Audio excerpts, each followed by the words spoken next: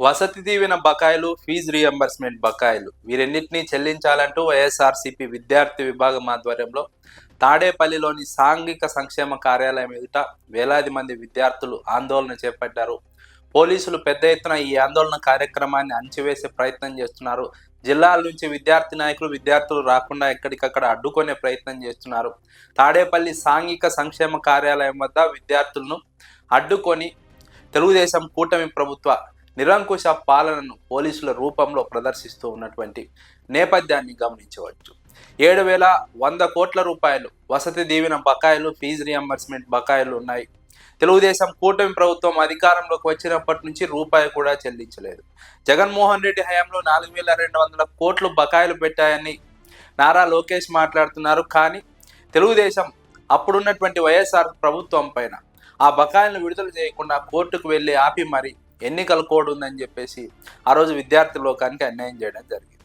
ఆ రోజు వైఎస్ జగన్మోహన్ రెడ్డి ఆ 4,200 కోట్లు విడుదల చేస్తే అది జగన్మోహన్ రెడ్డి ప్రభుత్వానికి మంచి పేరు వస్తుంది, జగన్మోహన్ రెడ్డికి ఎన్నికల్లో లబ్ధి జరుగుతుందని అప్పుడు తెలుగుదేశం పార్టీ కుట్ర పన్ని మరి కోర్టుకు వెళ్ళి ఎన్నికల కోడ్ ఉందని చెప్పి ఆ రోజు ఆ బకాయిలను ఆపడం జరిగింది. ఆపడం కారణంగానే ఆ బకాయిలు ఇప్పుడు పేరుకుపోయాయి. ఆ బకాయిలు 7,100 కోట్లకు చేరుకున్నాయి.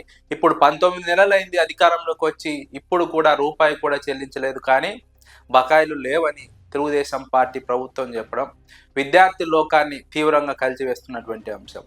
చాలామంది విద్యార్థులకు ఈ బకాయిలు విడుదల కాకపోవడం కారణంగా ప్రైవేటు కాలేజీ యాజమాన్యాలు విద్యార్థులను బయట నిలబెడుతున్నారు, బయటికి పంపిస్తున్నారు.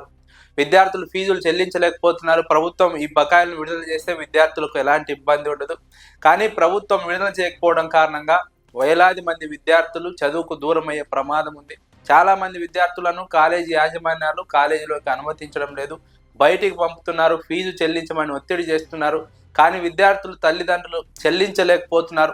ప్రభుత్వం మరోవైపు ఈ బకాయిలు విడుదల చేయడం లేదు. అందుకే వైఎస్ఆర్సీపీ విద్యార్థి విభాగం ఈ అంశంపైన ఆందోళన చేపట్టింది.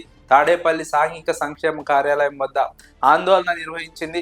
కానీ పోలీసులు పెద్ద ఎత్తున అక్కడ మోహరించి విద్యార్థులను అడ్డుకున్నారు. విద్యార్థులు ఎన్ని రోజులు ఇలా మోసం చేస్తారు విద్యార్థి లోకాన్ని?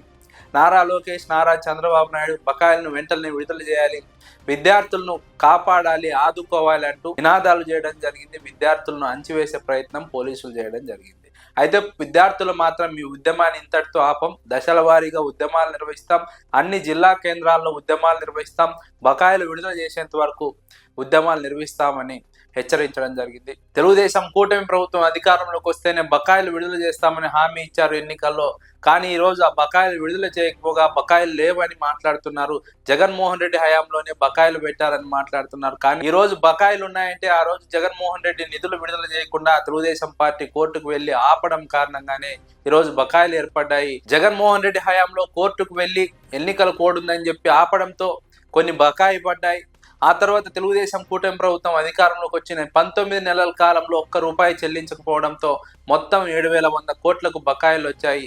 ఈ బకాయిలను తక్షణమే విడుదల చేయాలి, విద్యార్థులకు న్యాయం చేయాలి, ఆదుకోవాలి. యాజమాన్యాలు విద్యార్థులను వేధిస్తున్నాయి, ఫీజులు కట్టమని, లేదంటే బయటికి పంపుతున్నాయి, చదువుకు దూరం అవుతున్నారు చాలా మంది విద్యార్థులు, వారి తల్లిదండ్రులు డబ్బులు చెల్లించలేకపోతున్నారు. ఇలాంటి ఒక పరిస్థితి ఏపీలో నెలకొంది.